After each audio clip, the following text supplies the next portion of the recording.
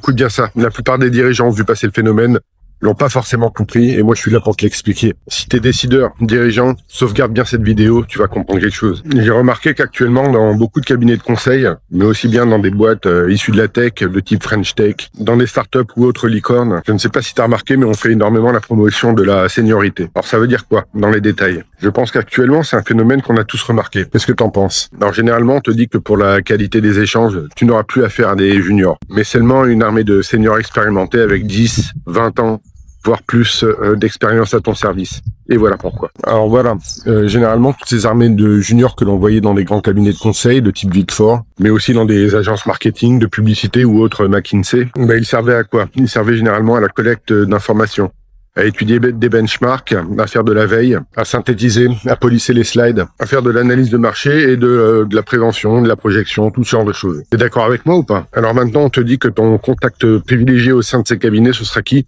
Uniquement des seniors, avec 10 ans, 20 ans d'expérience, des vrais pros, en quelque sorte. Et tu t'es jamais posé la question pourquoi? Alors c'est simple, on garde un noyau d'une équipe dure, de 10, 20 personnes, et on embauche tout simplement pas tous les autres, ou pour certains, ils perdent leur boulot. Donc, toutes ces armées de juniors aujourd'hui sont remplacées par des agents IA qui sont paramétrés pour faire tout le boulot, que des juniors pouvaient passer leur nuit avec des thermos de café bien tièdes pour collecter ces informations, faire du benchmark, de l'analyse de toutes sortes. Alors à quoi bon payer une armée de 80 juniors aujourd'hui, là où les IA, pour quelques euros par mois, peuvent faire le boulot? Et une fois que la digestion du boulot a été opérée par les IA, eh bien s'il y a vraiment besoin d'un contact clientèle, c'est aux seniors de s'en charger. Dans ce cadre, les seniors ont toujours du taf. Pourquoi?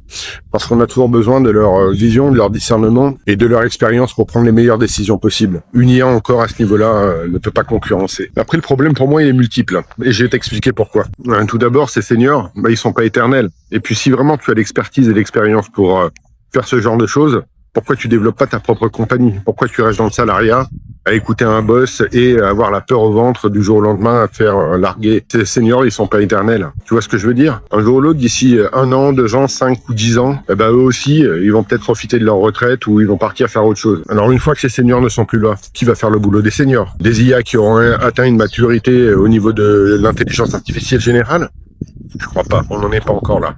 Et l'expérience n'est pas remplaçable comme ça. Pour le moment, pour tous ces entrepreneurs et ces patrons, il y a un effet de FOMO. Soit on s'y met, soit la concurrence s'y met. Et si la concurrence s'y met avant vous, elle va rafler les clients, elle sera beaucoup plus rapide.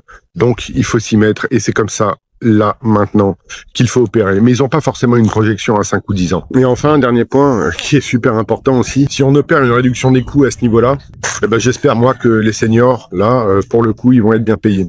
Et ça, c'est vraiment pas évident. Tu vois ce que je veux dire? Donc voilà, on en arrive à un glissement général au niveau de l'utilisation de ces agents autonomes et de ces IA génératives. Mais ce que je constate, c'est que dans ces cabinets, dans ces agences, on te vend de la seniorité de partout, qui est quelque part une bonne chose. Ça donne du travail pour les seniors, mais des jeunes diplômés qui sortent tout droit des études, où est-ce qu'ils vont commencer à pouvoir se faire la main?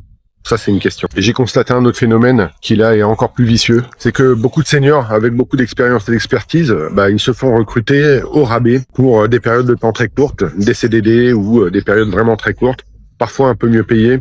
Pourquoi? Pour un transfert de connaissances, pour un transfert d'expertise. On va prendre le cas que je connais bien d'une personne de mon entourage où c'était passé pour un service clientèle. Elle a été embauchée avec plein d'illusions pour une certaine période relativement courte de 2 mois en lui faisant miroboler derrière une place bien confortable au sein de la société. Ils lui ont donné des dizaines de cas clients à traiter avec des vrais clients et pas les plus faciles. Bien entendu, avec tous les clients qu'elle avait, les emails étaient enregistrés et les conversations aussi. Et là, au bout de 2 mois, ce qu'il a été dit, c'est que on l'a remercié des services qu'elle avait apportés à la société et on lui a dit ouvertement que les données qu'elle avait transférées, les coups de fil, les appels, tout était propriétaire de la société. Et qu'est-ce qu'ils ont fait avec ça? Ils ont fait un agent.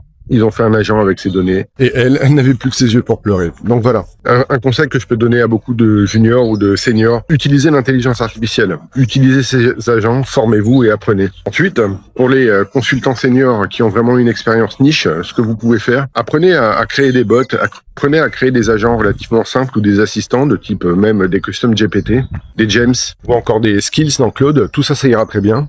Protégez au maximum vos données et transférez-les dans des agents comme ça. Et ensuite, ayez un petit peu plus le mindset d'un entrepreneur et contactez des sociétés à qui ça pourrait servir pour leur vendre ces agents et pour vendre derrière votre expertise une fois que les premières couches de clients auront été traitées par ces agents. Vous voyez ce que je veux dire? En tout cas, moi, c'est ce que je suis en train de faire avec certaines personnes de mon entourage. Sur ce, je continuerai à poster sur ce canal des conseils et des retours de terrain de mon utilisation de l'intégration de l'IA générative dans un contexte professionnel, de consultants, de professionnels de youtubeurs, de dirigeants, de décideurs, de CEO. Alors like, abonne-toi, sauvegarde cette vidéo parce que elle pourrait bien te servir pour plus tard. Et n'hésite pas à me lâcher un commentaire si tu veux en savoir un petit peu plus sur mes activités. Sur ce, je te dis à bientôt pour de nouvelles vidéos. Chin chin.